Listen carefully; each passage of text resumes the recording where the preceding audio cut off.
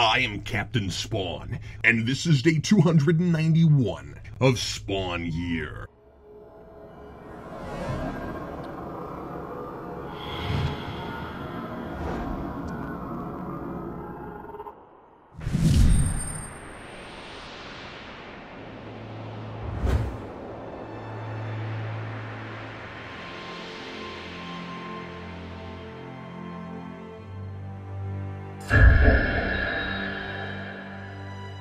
I've got to hand it to David Hine and Philip Tan here. It's nice to see some real effort put into thrusting the story forward and finally paying off story threads that feel like they were seeded eons ago.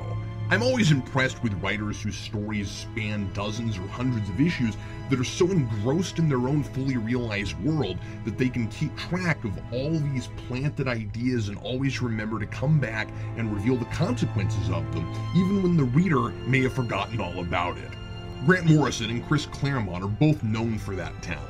We love it when that happens because that's how the real world works. Events can cause ripple effects that you don't fully grasp until months or years down the line. Who would have guessed that when I gave Freakadoo all those popsicles, I was actually supplying the materials for a grotesque art project? Come to think of it, I wonder where he got that teddy bear. The problem with Spawn's now 13-year-long history is that it's been so constantly reworked, reimagined, and reinterpreted that it never reads enough like a believable, cohesive reality for me to be impressed when anything from years earlier starts affecting the current story. This book rarely feels like there's a grand design and an architect with a vision behind it. There's almost always a degree of making it up as you go along, but the trick is to start with a well-defined protagonist whose personality I can instantly sink my teeth into, and a mythology with a concrete set of rules. You have to add to those things all the time, but if you start from a solid foundation and you're committed to keeping track of all the elements you present, nothing feels like an afterthought, even when it is. And that's the wool a truly great storyteller can pull over a reader's eyes. But Spawn never had that foundation, despite Morrison's attempt at gifting McFarlane some. Go read Batman R.I.P. and then just imagine where this series could have been in 153 issues. But just as Haldwin did, Hine is working with what he has, and he's doing his best at picking up the pace by finally doing something with those ominous, likely mystical twins Wanda had quite a while back, even if he is falling into a lot of the traps that Spawn writers always inevitably seem to.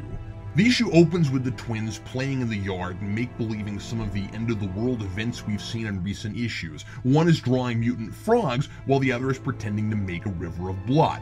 We aren't told when this takes place, but it reads like it's supposed to be before these things started happening in real life. The implication seems to be that these disturbed demon children are causing these events to happen. The twins are absolute sadistic psychopaths. Not only do they create a lot of unnerving arts and crafts that seem to spell biblical level doom, but when one of them gets really vindictive toward the other, they have the tendency to mortally wound the other, except apparently they're invincible and shoving a pair of scissors through the cranium is only a minor irritant. This is all really messed up. And what's even more messed up is how everyone ignores how unhinged these kids are. Wanda knows they aren't normal, and she's bothered by the fact that no one else seems to notice. But I guess whenever they impale each other, no one's ever around except their blind great-granny Blake, who's got to be pushing 100 by now, right?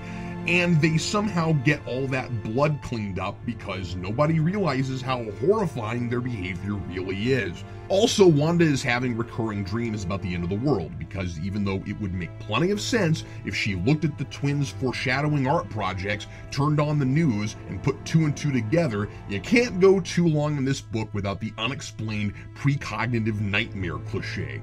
Meanwhile, the Grand Inquisitor fails to force that ultra-special secret that will allow Maman to take the throne of heaven from Spawn, because seeing Chris somehow access Spawn's Super Saiyan beat everything screen-clearing I Am Legion move. All of Spawn's gathered enemies try to subdue him, but he wipes the floor with all of them in a couple of unclear bloody panels. It turns out they were all just some lower-level demons masquerading as Spawn's arch-nemeses. I guess because that was supposed to be intimidating or something? Wait a minute, I see what Hine did here. It's a gimmicky tactic to get the reader all excited at the end of 150 to see all these familiar bad guys in one place. But instead of doing something really cool and satisfying with that, he comes up with some lame excuse for Spawn to beat them in 5 seconds, and for them to not be who we thought they were for the last 3 issues. It's just a giant tease. Because despite that whole Spawn's actually dying thing that I never understood, he was never in any real danger because we all knew these subplots had to converge eventually, and Chris is only here to save Spawn. So if he has this "I've got a million Spawns within me" move, he could have killed his entire rogues gallery in the time it takes to say "Go Go Gadget Legion." And then, you know, he wouldn't have a rogues gallery, and we can't have that. I suppose that explains why Redeemer was acting so incredibly generic and was super vague on his revenge motivations. He didn't even seem to be Eddie.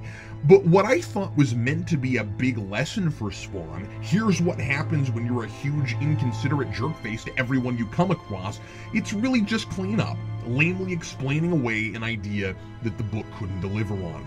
Also, for the 6,000th time, Spawn gets out of a jam through no fault of his own by way of some Deus Ex Machina device built into his costume that he used involuntarily and that was obviously thought up just to get him out of said jam. At the end, we learn that Chris actually is a representation of a part of Spawn's personality, just as I always suspected. He is Spawn's innocence, and the Man of Miracles implores Spawn to take him back. So does that mean Spawn will finally be a kinder and gentler person? Have we resorted to personifying character traits just to contrive a way to make this guy kind of sympathetic? Apparently Spawn has a bunch of lost souls within him, and he's just now finding out about it. Where has the Man of Miracles been? Why is he just now showing up to reveal this? And how can Chris be both the soul of a real dead boy and the personification of Spawn's innocence? At least I've got characters in the book that embody my perspective on the whole thing. Sam says, "You have any idea what's going on here?" And Twitch says, "Not a clue." Signed, Captain Spawn.